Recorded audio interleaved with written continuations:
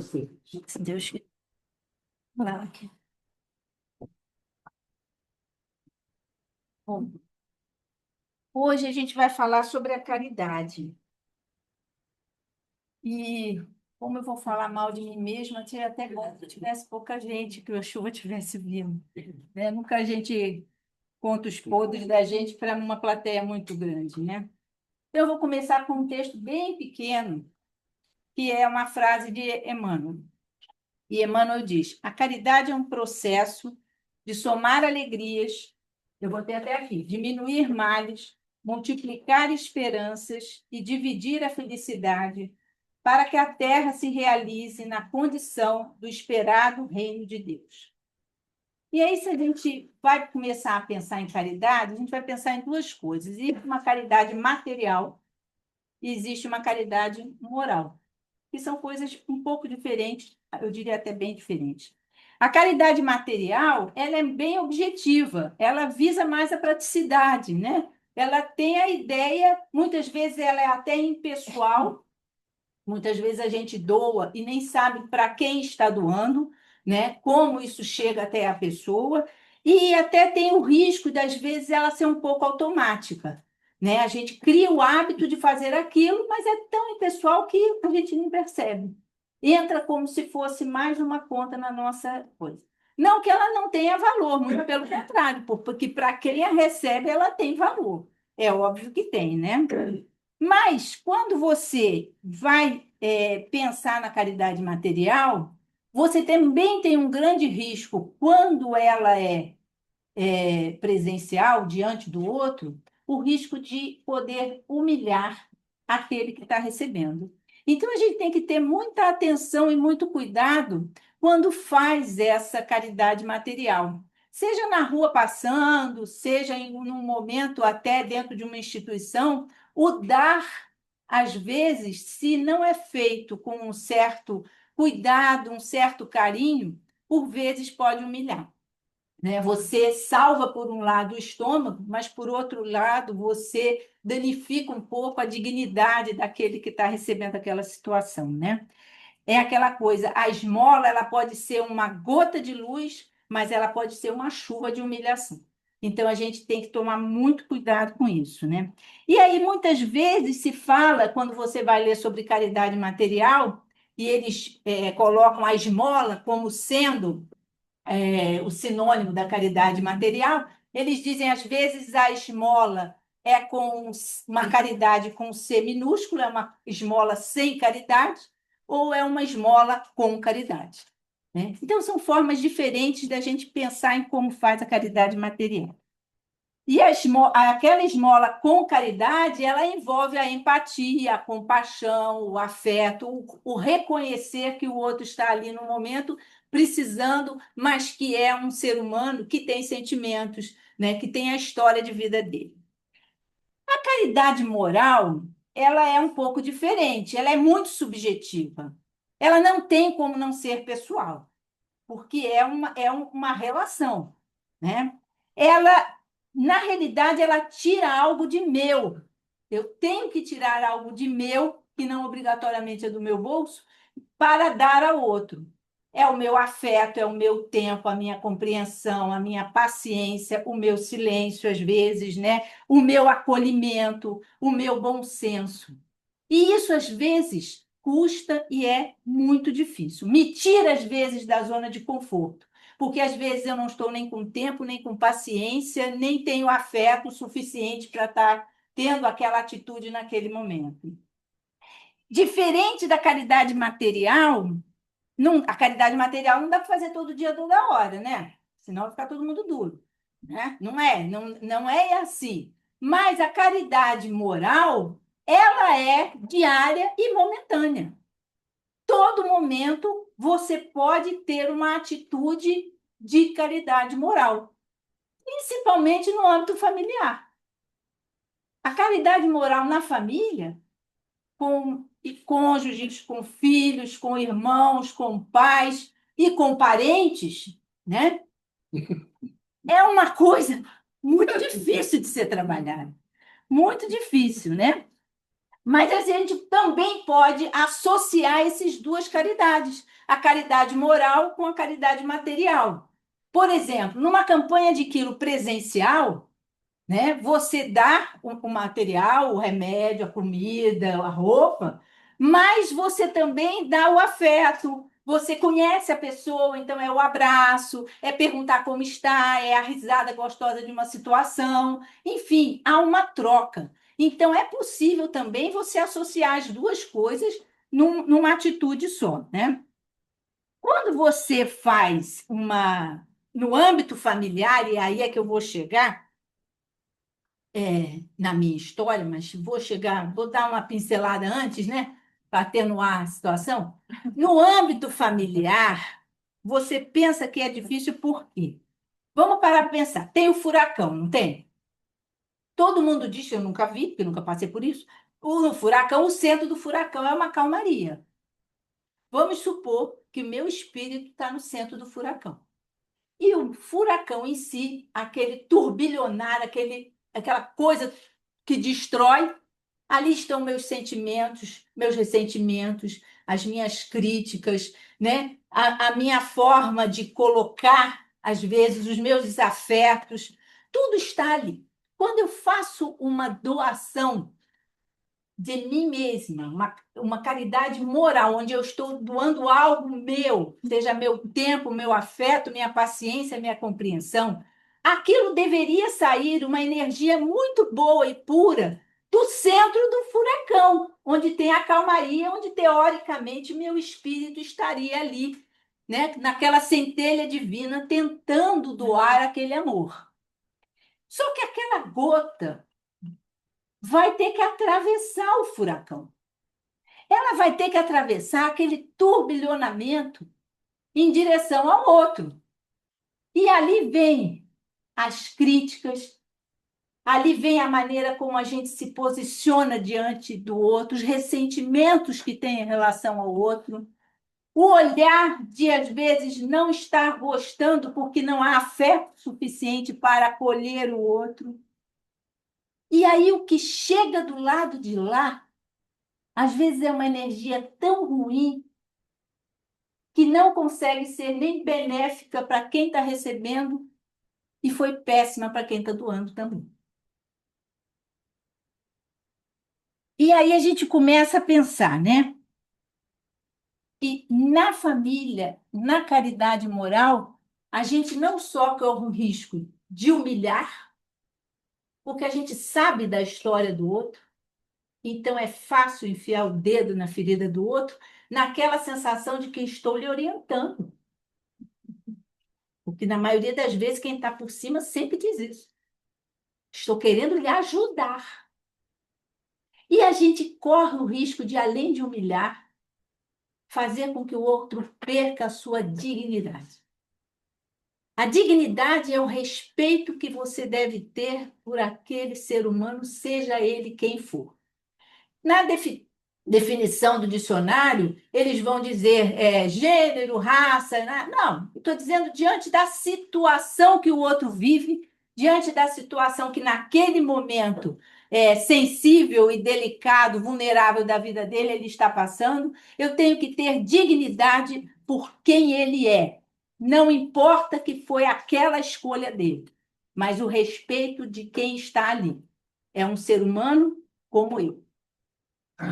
Muito bem. Chegando aqui, eu vou dizer a vocês que eu vou contar uma história para vocês. Todo mundo tem um parente, eu também. Vários. E eu tenho, não tenho nenhum orgulho do que eu vou dizer, vou contar isso até com muita vergonha. Eu reconheço a posição de sofrimento e de doença que ela está, reconheço a necessidade e a vulnerabilidade da vida que ela se encontra no momento. E reconheço que não há como, por mais que todo mundo quisesse se unir para ajudá-la, quando você tem uma vida de 50 anos desestruturada, ninguém consegue, por mais que queira, estruturar em 2, 3, 4 meses, 2 anos, enfim. Já tem 2 anos de doença. E aí é a situação, né? você também se torna, às vezes, a mira da solicitação, né? Vou pedir para quem? Para ela. Pedir para ela. Isso, às vezes, incomoda. E incomoda muito. Você percebe que, mesmo fazendo o que racionalmente você acha que deve fazer e que pode fazer, nunca aquilo nem te deixa bem, nem deixa o outro bem. E aquilo me incomodava muito. Eu não podia nem olhar o nome dela no telefone quando tocava, que aquilo já era eu me via um calor, eu me desestruturava. Eu era outra pessoa. Talvez fosse eu mesmo, né? Muito provavelmente era ali que eu era eu mesmo. E aquilo era muito ruim. E por mais que eu dissesse, não, eu vou fazer, eu reconheço que ela precisa, eu vou fazer, aquilo me deixava pior ainda. Eu dizia, não, tem uma coisa errada com isso. Eu costumo brincar, e estava falando com a Cristiane, que eu converso com a Sara todo dia. Eu tenho duas pessoas que eu converso todo dia, sem falar com elas. Não ligo para elas, ligo para você de vez em quando, mas é raro, né? Mas a Sara e a Cecília, que é uma amiga minha de infância, são pessoas que eu raramente encontro, não sei que eu esteja aqui, e poucas vezes falo, mas que todo dia eu falo com elas, em pensamento. Eu falo para a Cecília, Cecília, todo dia eu converso contigo, como eu já falei para ela, eu converso com você sem você estar aqui. Porque não é possível você ligar para a pessoa e contar a mesma história todo dia, né? Cá entre nós, tem uma hora que você tem que dizer, pô, peraí, não vou contar a mesma coisa, ela vai me dizer a mesma coisa. Não. Mas o exercício de conversar com alguém que você tem afinidade é o exercício do falar e o você se ouvir. E de tanto ficar, falei, gente, tem alguma coisa errada. Eu não posso acordar de madrugada quando eu faço algo que ela me pede que eu consigo fazer, eu acordar me sentindo tão mal. Aquilo ficar na minha cabeça. Como você fez isso? Por que que você fez isso? Você quer? Você quer? Eu falei, gente, o que que é isso? Eu já estou, eu deveria estar numa outra fase de vida espiritual, eu suponho, né? Porque a gente supõe. A gente, às vezes, não acredita que a gente é quem é. A gente acha que é outra coisa, né? Aí é que é a diferença. Eu não podia ter pensamentos. Às vezes eu ia de manhã dirigindo e eu vou dizer para você pensamentos até que me envergonhavam para mim mesmo, sozinha dentro do carro. Porque eu acordo muito cedo para trabalhar, 5h15, 5h30, e eu ia no carro dirigindo, dizendo, pô, eu acordo cedo, trabalho, sempre trabalhei. Antigamente acordava às 5 horas, 5h30, chegava em casa às 9h30, nunca acordou cedo, porque a outra nunca acordou cedo. Só trabalhava uma, duas vezes por semana e eu ainda tenho que dar meu dinheiro do meu trabalho para ela. Vocês pensam que eu não pensava isso? Pensava como ainda penso. E isso, cada centavo que saía, não me doía o bolso, me doía a alma. Eu dizia, gente, não é possível. Porque eu não sou uma pessoa pão dura, apesar de ser um gene forte na família. Eu sou uma pessoa pão dura em alguma coisa, tá? Não era olhando para o não, estava olhando para quando eu gosto de gastar, eu gosto de gastar. Eu gosto de gastar. Se eu quiser, ó, não, mas aí eu levei 10 anos para pagar esse livro para ele.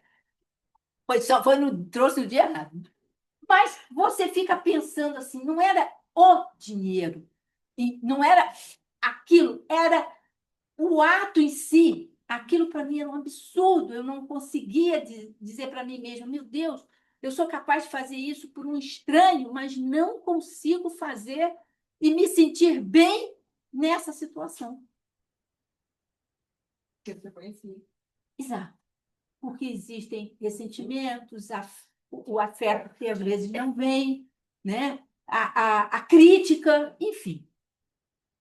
E aí você começa a pensar e a pensar e a pensar e a se ouvir conversando com os fantasmas dos amigos, e aí você começa a chegar a uma conclusão. O que mais me incomodava era eu perceber a oportunidade que eu estava tendo de me transformar e eu não conseguia. Porque o ressentimento, nunca fez nada para mim, contra mim, não, gente, nunca fez. Mas a forma de vida e o que agora estava se colocando e obrigando todo mundo a se mobilizar numa obrigação. Eu disse para a psicóloga dela, tenho vergonha de dizer isto, eu venho por obrigação. Não há o afeto. Não consigo ter. Nascemos praticamente juntas, fomos criadas juntas. Mas eu acho que o que mais me incomodava era a minha consciência gritando comigo. Liliane, como se me acordasse e dissesse assim, tu não acha que tu já tem conhecimento suficiente para transformar isto? Você não acha que você já tem conhecimento suficiente para entender o que este desafio está te colocando neste momento na tua vida? Pelo contrário, você está transformando uma oportunidade numa energia pior ainda, tanto para quem recebe quanto para você que está dando. E aí eu comecei a entender que eu tinha que ressignificar aquela situação. Era uma oportunidade de eu conseguir me transformar, porque a caridade não fala de quem recebe, a caridade fala de quem dá. A caridade é o ato de transformar quem dá. O quem recebe é a oportunidade que passa à tua frente. E isso começou a me incomodar. Eu falei, era isto que me incomodava. A minha consciência que me gritava mais do que ela no telefone. E eu comecei a dizer, eu tenho que ressignificar de alguma forma, não sei como. Vamos começar a pensar. E eu comecei a tirar o foco dela. Não era para ela que eu estava fazendo. Eu estava fazendo para uma pessoa que necessitava. Porque se eu fizesse para ela, o fato de conhecê-la me incomodava. É fácil? Não. Consegui? Não. Mas eu estou tentando. E eu parei de me incomodar. Eu parei de sofrer com a percepção de que eu podia fazer mais e que não estava fazendo. Porque eu passei a fazer. Como eu já fazia. Mas agora não me doía. E não era o bolso, porque o bolso continuava saindo. Não era esse. Era a doação de algo meu, do meu tempo, do meu afeto, da minha paciência. O atender o telefone e saber respirar e deixar o outro falar, sem ficar pontuando, sem ficar dizendo, mas foi assim, né? Que adianta? Foi assim. Delicada eu nunca fui. Pão dura posso até. Mas delicada eu nunca fui. Eu sempre fui uma pessoa mais agressiva. Não, direta, direta. E isso, às vezes, para quem está do outro lado, não é assim que ouve, é óbvio, tem consciência disso. Então, às vezes, você frear e ouvir calada é uma caridade. Para vocês verem como é difícil, sábado eu sentei para fazer esse meu papelzinho. Estava na sala, sábado não, domingo. Estava na sala, todo mundo ainda estava dormindo, eu estava lá. E eu mandei um recado para ela, perguntando se a comida estava direita, e veio umas besteiras lá. Naquela esperança de que porque ela não fala no WhatsApp, ela gosta de atender o telefone. E nada é uma palavra tipo um sim, um não, tá bem? Não, pode ser. Não. Você pergunta, ela responde. Você, né?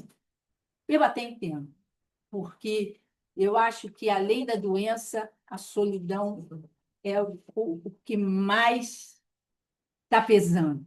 A doença está pesando muito, porque está evoluindo mal, mas eu acho que a solidão que ela hoje se vê, fruto do que ela construiu nele, é o que mais agonia ela.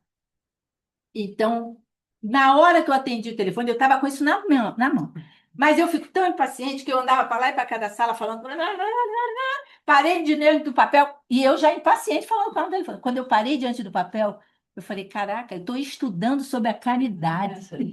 Eu estou falando exatamente disto, desta relação. É um Alzheimer espiritual, né? Eu não consigo, em 10 minutos que eu parei, eu esqueci. Mas é o automático, né? A gente não freia. Por isso que eu falo, a caridade moral na família é muito difícil. Com o esposo difícil, às vezes com o esposo ou a esposa doente, alcoólatra, com os filhos hoje muito diferentes, que a gente não sabe nem como conduzi-los, os filhos às vezes viciados, os filhos hoje que têm síndrome de pânico, que têm uma agonia que os pais têm que acolher homens enormes, grandes, porque eles não sabem, não, eles têm medo da rua. A caridade moral naquele momento, do acolhimento, da paciência, do aceitar, do respeitar e não humilhar aquela pessoa, é muito difícil. Ah, até não sei onde eu estou mais, deixa eu me achar aqui. E aí, aquilo que eu já falei, e aí aquilo que a gente. Peraí, o me calar já falei. Aí a irmã Rosário. A irmã Rosário diz uma coisa. Irmã Rosário, Paris, 1860. Está na Revista Espírita. Eu acho que está no Livro dos Espíritos também, né? Tá. É, Livro dos Espíritos. A caridade moral consiste em vos suportardes uns aos outros. O que menos fazeis nesse mundo inferior, em que estáis momentaneamente encarnados. Há um grande mérito, acreditai, em saber calar, para que o outro possa falar. Isso também é uma forma de caridade. Saber fazer-se de surdo quando uma palavra irônica escapa de uma boca habituada a caçoar. Olha, quanta gente dentro de casa, né? Um belisca o outro com aqueles comentários assim. Parente, então, em festa é uma coisa. Não ver o sorriso desdenhoso com que vos recebem pessoas que, muitas vezes, erradamente se julgam superiores. Isso não é, esse merecimento não é humildade, não, gente. Isto é caridade. Silenciar, não ouvir, não é aquele ato que você está sendo bobo, você está sendo inferior. Não. Às vezes é uma caridade. Porque não se incomodar com as faltas alheias é caridade moral. E eu me incomodo muito com as faltas todas que ela já teve e aquilo me agonia. É difícil. E é mais triste, porque teoricamente eu deveria ter a fé. Isso também me entristece. Então, teoricamente, uma pessoa que conviveu com você desde a infância, faz parte do mesmo grupo familiar, seriam pessoas que teoricamente teriam alguma fé. É impossível para mim. Por isso que eu não falo com você pessoalmente, para você não botar mais fogo no meu, nas minhas coisas. Passo bem eu em não falar com ela pessoalmente nessas horas e só me ouvir a mim mesma. Paulo diz que a caridade é paciente, a caridade é prestativa, ela não é invejosa. E aí eu vou dizer uma coisa. Quando eu, às vezes, subia a ladeira do São Vicente dirigindo, ainda estava meio escuro, e eu pensava, caramba, eu estou vendo, isso era inveja. Tipo, se eu precisar, ninguém vai fazer por mim, não, gente. Eu tenho certeza que ela não faria, mesmo que estivesse bem. Esse pensamento é uma inveja de dizer, poxa, o outro, na comodidade dele, basta precisar que todo mundo se mexe. É difícil. É difícil quando a gente se vê tão humano, né? Aquele livro, leiam, Pedro, é da Denise Lino, Pedro, demasiadamente humano, né? Simão Pedro, a trajetória dele de vida, como ele era uma pessoa extremamente humana nas suas fases. E quando a gente se vê dizendo, meu Deus do céu, eu devia estar em outro nível, não é possível, eu falo para os outros, cara, por isso que eu tenho até que tomar cuidado com o que eu vou falar hoje, né? Porque a gente é cobrado de tudo que vai falar quando sai dali, né? Então a gente tem que prestar muito cuidado, muito cuidado. Então, a caridade não é invejosa, ela não ostenta, ela não se enche de orgulho, né? A caridade não é inconveniente. E muitas vezes a gente é extremamente inconveniente. Ela não se irrita, que é o que eu mais faço. Estou fora, Pois é, não queria dizer isso para você, não. Não se alegra com a injustiça, mas ela valoriza a verdade, né? Tudo desculpa, tudo crê, tudo espera, tudo suporta. Ela respeita o tempo do outro, mesmo que eu não concorde com o outro. É maravilha. Isso é a dignidade do outro, você respeitar quem o outro é naquela situação que ele está. E nós não podemos esquecer de uma coisa importante: caridade conosco mesmo. Né? Porque muitas vezes a gente esquece de sermos caridosos conosco mesmo. Amar o próximo como a si mesmo inclui me amar, inclui eu ter respeito por mim, inclui eu ter dignidade, de eu respeitar a minha dignidade. Então, vamos observar os relacionamentos que nós estamos. Muitas vezes, entre aspas, né, envolvidos naquele, não, é que eu amo demais ele, eu estou tentando modificá-lo. Não é modificar, a gente não modifica ninguém, isso é uma ilusão. A gente não se modifica, quanto mais o outro. E às vezes se humilha, se rasteja, é agredido e não tem a caridade moral consigo mesmo de dizer: eu vou me preservar, eu vou me afastar, eu vou cuidar de mim. Isso não é egoísmo, não, gente. Até porque não dá para você salvar-se num naufrágio sem salvar o outro no naufrágio se você não se salvar. É lei do aeroporto. Caiu a máscara, a primeira é sua. Depois tu pensa no resto. Agora, se você quer pegar a máscara, sair correndo e deixar o resto, o problema é teu. Mas a regra não é essa. Respira primeiro. Se sustenta primeiro para poder ajudar o outro. Portanto, eu tenho que estar, sim, respeitar quem eu sou, né? Cuidar muito de mim mesmo. E aí ele fala, a caridade é uma doação, mas é um momento de autotransformação. Ela fala de quem dá. Quem recebe é oportunidade. Jesus disse isso para Pedro quando ele, na casa do caminho, ele dizia: Jesus, não é possível a gente dar as coisas com sacrifício, dá, e as pessoas são ingratas, reclamam de tudo. Jesus disse: Pedro, você ainda não entendeu. Você dá. O que o outro fizer com que você dá é problema dele. Você fez a sua parte. É que nem presente, né? Que nem é caridade, né? Presente a gente dá, quando o outro não usa direito, a gente reclama, não é? Todo mundo faz isso. Ninguém diz que não faz, porque todo mundo faz isso. Não está usando direito. Não é assim?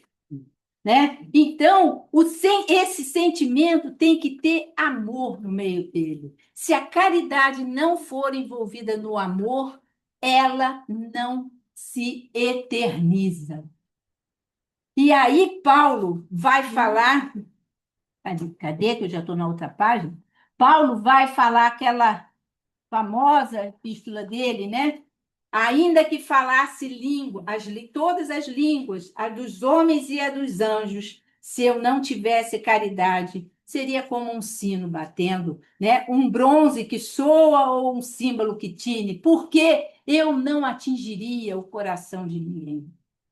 Porque essa caridade que ele fala é o amor. Ainda que tivesse o dom da profecia, o conhecimento de todos os mistérios de toda a ciência, ainda que tivesse toda a fé, a ponto de transportar as montanhas, se eu não tivesse caridade, nada seria. Se eu não tivesse o amor, eternizando tudo isso, eu nada seria. Ainda que distribuísse todos os meus bens materiais, a caridade material aos famintos, ainda que entregasse o meu próprio corpo às chamas, o material, se eu não tivesse amor nesse ato, se eu não tivesse a caridade, nada disso significaria. Porque é o amor que eterniza a minha atitude. Não é que eterniza num livro lá, não, eterniza em mim, no meu espírito e no espírito daquele que eu consegui tocar, daquele que eu consegui fazer algo que, por amor, recebeu aquela energia e também registrou ela como um carinho, como um ato bom de bênção no seu espírito. Isso é eternizar uma caridade. A busca de todos nós no sentido da vida é ressignificar, dar sentido à vida e ressignificar a nossa existência, né? E a finalidade da caridade é essa, é ajudar para que nós consigamos dar o ser a mola, a ferramenta para o nosso ato de transformação. Eu ver a oportunidade de ser caridoso com o outro é o meu ato de transformação. É para minha evolução. Se o outro vai aproveitar ou não, se mudar ou não, é problema dele, não é problema meu. Ela nos aproxima, essa caridade que nos transforma, ela faz com que a gente comece a gravitar em volta do divino e comece, então, a penetrar no universo de Deus. A verdadeira caridade, ela é vivida dentro da dimensão da compaixão. Eu, às vezes, custo entender direito o que é compaixão, mas empatia é reconhecer o sofrimento do outro. Compaixão é, além de reconhecer esse sofrimento, querer resolvê-lo, se mobilizar para a resolução, né? Então, toda a caridade, quando ela realmente é envolvida no amor, ela visa isso, ela está envolta nesse sentimento de compaixão. A caridade, portanto, é virtude por excelência. É a nossa, porque nós devemos exercitar as nossas virtudes. E a caridade é a maior delas no sentido que eu uso a minha fé, eu uso o amor, eu uso a compaixão, eu uso a empatia, eu uso todas as minhas virtudes, aquilo que me mobiliza para o meu processo evolutivo, eu uso em direção do outro. É a chave para os planos elevados. Por isso que Paulo diz que sem a caridade não há salvação. Mas nesse sentido, a caridade como um processo de autotransformação. E não chegar com um caminhão cheio de arroz e dar para todo mundo. Não é neste sentido. Tudo bem, vai encher a barriga de muita gente, graças a Deus. Mas não é neste sentido que ele diz. É a caridade no sentido da autotransformação, da sua modificação.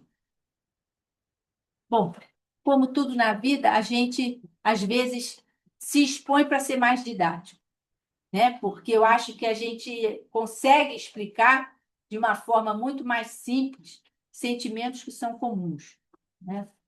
E eu peço a Deus que me ajude a me modificar. Ainda no tempo dela, que está aí, eu não sei quanto tempo vai durar, e no meu tempo.